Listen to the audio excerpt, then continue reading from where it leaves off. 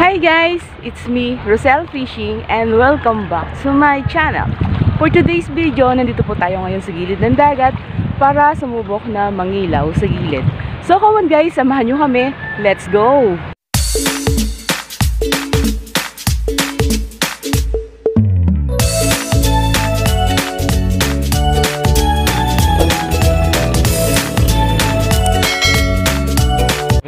Alright mga idol, nandito tayo ngayon sa gilid ng dagat at isang malamig na umaga po sa lahat. Masusubok tayo ngayon na mangilaw. So tingnan natin kung meron na tayong mangilaw. So yung tubig natin ay pa low tide pa lang. So tara, samahan nyo kami. So yan, pa low tide pa lang. Bali napakaginaw ng tubig. Sobrang lamig, sana may makuha tayo na ipon. Ginaw talaga. So yan, ito yung ating paligid. Bali yung mga ilaw na yan, yan, dyan nakabara yung mga bangka. Bali yung barahan natin, yan, yung malakas na pwesto na yan. Bali ito yung ating paligid. So ayan na si Oshinoko, nauna na doon sa pupuntaan natin. Parang may yelo yung ano, yung tubig, nakakatakot. Ginaw, lamig sa pa. Di pa siya masyadong low tide eh. Hindi pa. Ayun ang kayo nakaman dun. Maganda. Sana maganda nga. Ito, nabubig pa dito. Meron. Pinanginawan natin. Meron pa nga. Parang magalaw pa. Hindi, pag dun sa may tuyo-tuyo niyan, hindi na yan. Dito lang magalaw. Oo. Ano yan ito, dami na naman tao dyan sa gilid yan. Medyo malalim yung payan dyan. Dito yan, mabasa ka dyan.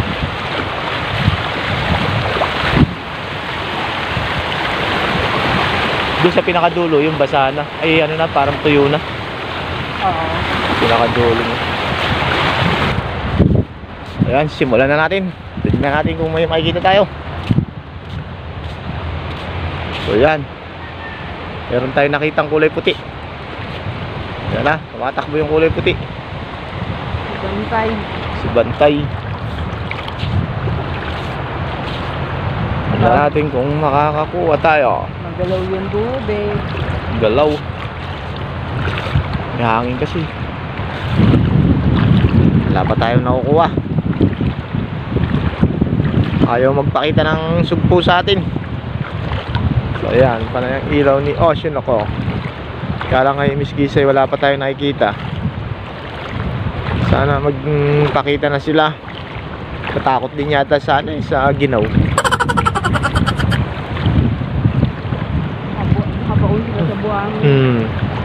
Bali, ganun sila giniginaw sobra. Hindi na maggala. Ayaw. So ayan, may nakita ka na? Oo.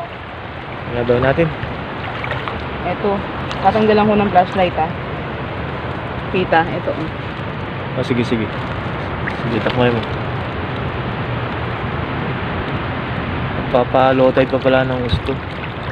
Ayan So ayan, nakakuha na siya. Kauna-una ang kuha niya. Wala akong lalagyan. Andiyan yung lalagyan sa mayan. Kauna-unahan. Yan siguro yung tumalon-talon eh. Hindi, maliit yung kanina. Maliit lang ba yun? Dadaliri lang yun. So yan, may ilalagay na tayo. Ang laki-laki pa naman ang lalagyanan ko. Abi, kaya pala naman, natakot pala sa lalagyan. May sako pala yung paglalagyan. Dito pwede sa biyaan na isda natin Oo, lumulusot. Malaki yung butas masyado eh. Yan. Ayan, mapuno natin yan eh. Sulit na. Mapuno natin. Papunta Yan, rito. 1-0. 1-0 papunta rito. So ayan, hanap-hanap ulit. May buena mana na tayong isang piraso. Dito ka, malinaw rito. Ha? Dito, malinaw. Saan? Ano, sabi na to.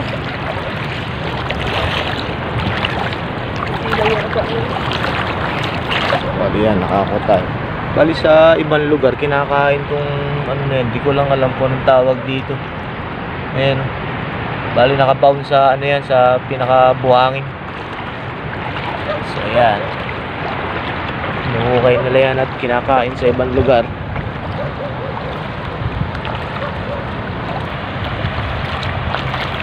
Ayan, hindi na nadagdagan yung ating isang piraso. May nakita ka na pan? Wala pa eh. So ito na ang ating lalakaran. So lakad-lakad lang. Meron tayong makitang malaking sugpo or alimango. Yung alimango wala eh.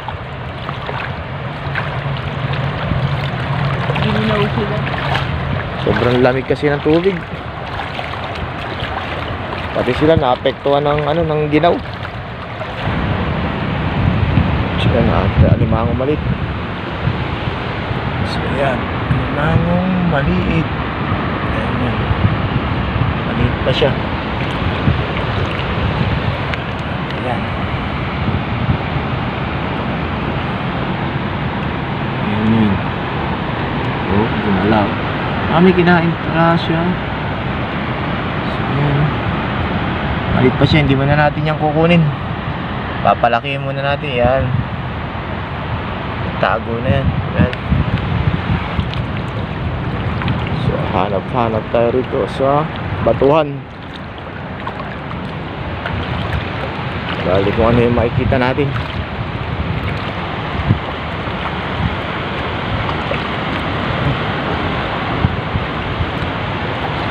Makikita tayo rito ng malaking alimango. Sabi si Oshino ko, ayun, nandito siya sa may buhangin. Tayo nandito sa batuhan, naghanap ng alimango. Baka makakita tayo ng malaki-laki. Nakita tayo, napakaliit naman. Papalakihin muna natin yung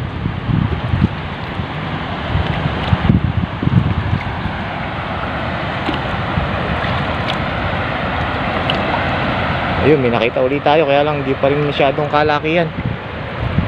Ayun, nagtago na sa ilalim. Tago siya doon sa pinakailalim ng bato. Bali hindi pa kalakihan yung mga alimangong nakikita natin.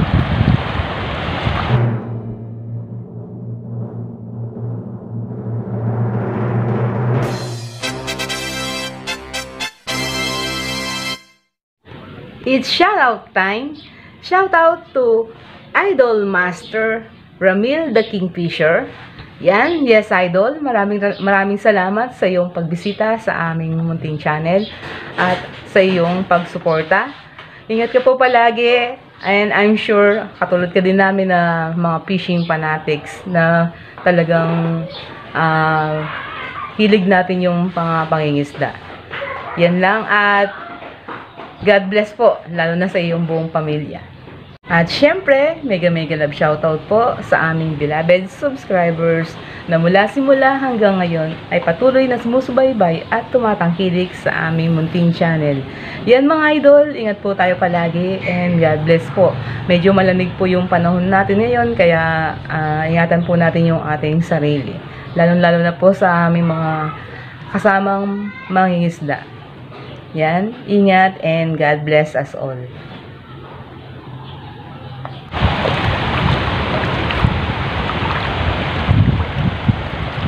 Wala sa buhangin?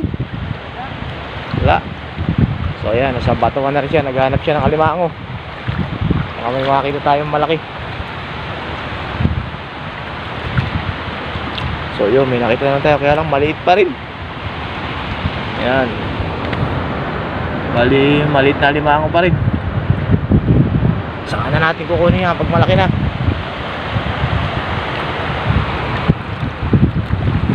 Alin dito tayo sa batuan.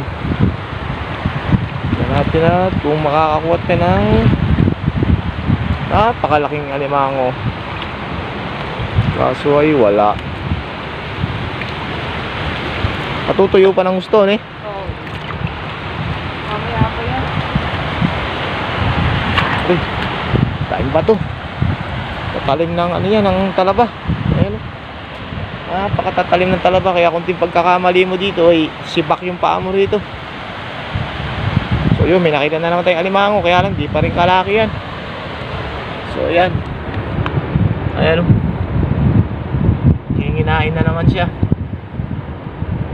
So hindi masyado makita mali yan. So ayan siya o. Kakain, hindi pa kalaki yan. Pakawalan uli natin yan. Hindi natin makita yung pinakananay nila. O maliliit na alimango pa yung ating nakikita. Ngayon pa lang natutuyo yung ano dito eh. Yung naka tubig, no? Baka matisod ka na rito. Tingnan ko lang dito.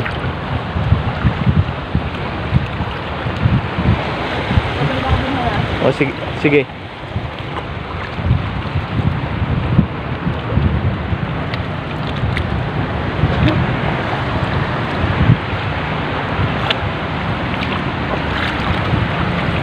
Low tide pa lang ng gusto to eh. Tingnan natin na kung makakasilip tayo rito ng mahilab-hilab.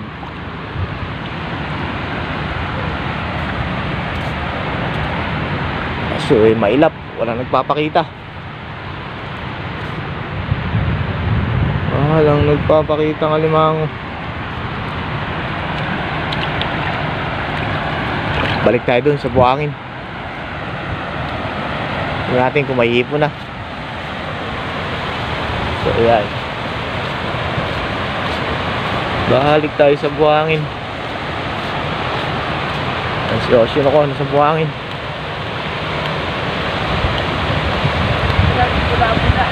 Ha?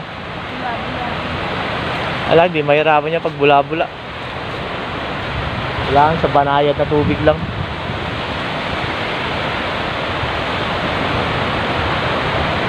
Hanap-hanap para madagdagan yung ating nakuha. So, wala pa rin ah. Bali yan, malaki yung buwan ngayon. So yan, patunaw na siya, hindi na siya buo yung pagkalaki niya.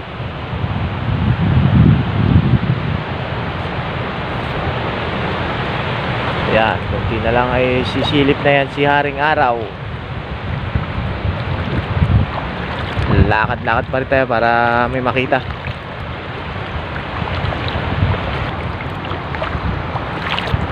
Ayan, mailap yung mga hipon ngayon dahil sa sobrang lamig. So ayan, paliwanag na. Paliwanag na. Ayan yung ating paligid. So ayan, palisyosin ako. Ayan, di pa rin sumusuko sa paghahanap ng hipon.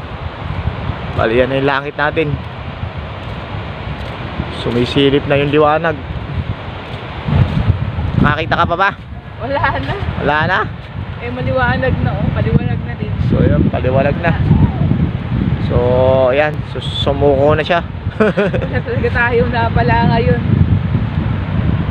Saan? Nilusong natin yung malamig na tubig. Grabe sa lamig. Pero okay na rin kasi maaga tayong nagising. So ginagawa natin to hanggat wala tayong laot. Ito naman sa madaling araw ay mangunguha tayo sana ng mangingilaw tayo ng hipon. Kaso hindi natin na ganito pala yung sitwasyon dito. At walang nabili na hipon kundi yung nakuha lang natin kanina. So sa mga susunod na araw siguro. So ayan, mamaya makikita natin tong itsura ng kapaligiran pag lumiwanag. Bali, nandito tayo ngayon sa parte ng Batuan. So ayan na si Haring Araw. Sikat na siya. Mga ilang minuto pa yan ay maliwanag na yan. Ayan yung paligid.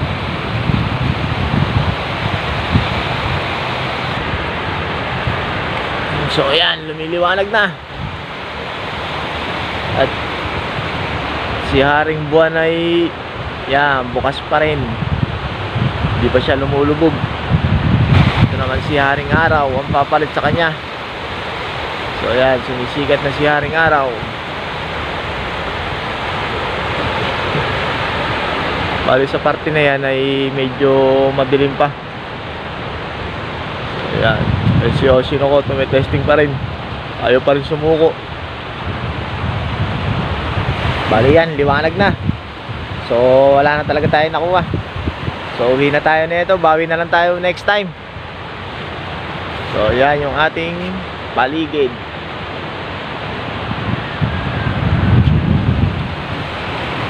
So ayan, tara.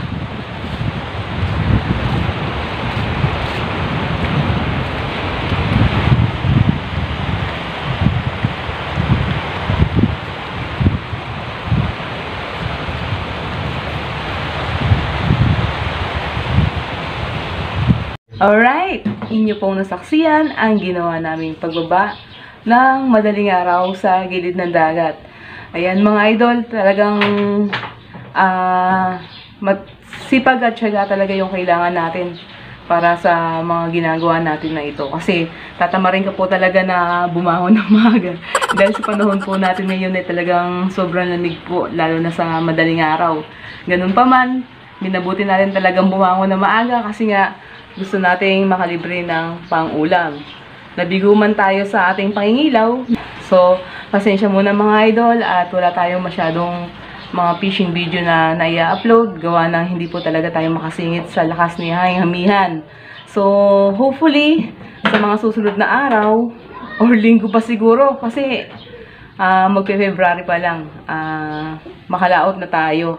At sa mga idol po natin na may mga katanungan po tungkol sa ating Triply Net, maaari nyo po kaming i-direct message sa aming FB page, yan, Oceanos Fishing Adventure, para masagot namin kaagad ang inyong mga katanungan. At sa mga nagtatanong po kung paano yung aming paggawa, meron po kaming tutorial. Pakihanap po sa aming mga video na na-upload. Yan, paggawa ng Triply Net or Triply Net tutorial. Yan. Kung bago ko po sa aming munting channel at gusto mo ang mga fishing content na aming ina-upload, maaari lamang pong pakipindot ang subscribe button sa ibaba nitong ating video at huwag kalimutang i-click ang notification bell para ma-update ka sa mga bagong videos na aming i-upload. So bye for now! Thanks for watching and see you to our next video. Thank you! Bye-bye!